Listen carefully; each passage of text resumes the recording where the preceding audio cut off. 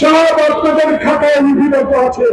কখন, কোন সময়, কোন দিন, কটার সময় রিয়াল আমার পাও নিয়ে বিদেশে ইউটিউব টিপবেন, আপনার স্মার্ট টেলিফোন টিপবেন।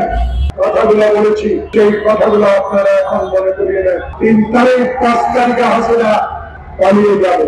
2 তারিখে আপনি থেকে তার সৈন্য তার পরিবার সবাইকে বলেছে যত ডলার আছে ব্যাংকে, পাউন্ড আছে সব নিয়ে চলে যাও, আমি চলে যেতে পারবো। সাংবাদিক বন্ধুগণ, আমার ডলার, আমার রিয়াল, আমার পাউন্ড নিয়ে বিদেশে চলে গিয়েছে। তারা বিদেশে কিন্তু কারো বাসায় থাকে, তারা বিদেশে ভিক্ষা করে না, তারা বিদেশে 5 স্টার হোটেলে থাকে।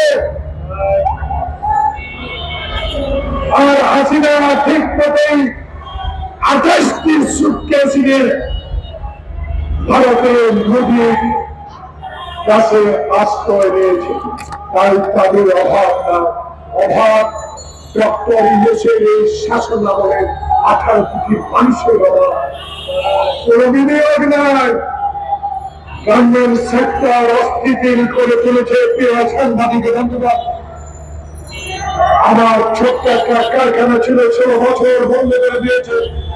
যখনই শুরু করতে যায় সেখানে আবার আওয়ামী লীগের থাকা কিছু সংখ্যক লোক আবারও ষড়যন্ত্র শুরু করে শ্রমিক অশান্তি সৃষ্টি করে বন্ধ করে দেওয়ার চেষ্টা করছে। তাই এই সরকারকে অস্থিতিশীল করতে চলবেই। রাত্রি হতো না। প্রিয় সাংবাদিক বন্ধুরা, যাদের এখন আমার সামনে আছেন জানা হয় না,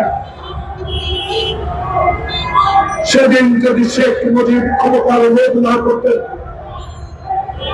সেদিন যদি ভুট্টোর সাথে বাংলাদেশের স্বাধীনতা নিয়ে তার বাংলার আলোচনা না করতেন, সেদিন কিন্তু ভুট্টো বিদায় দিতেন।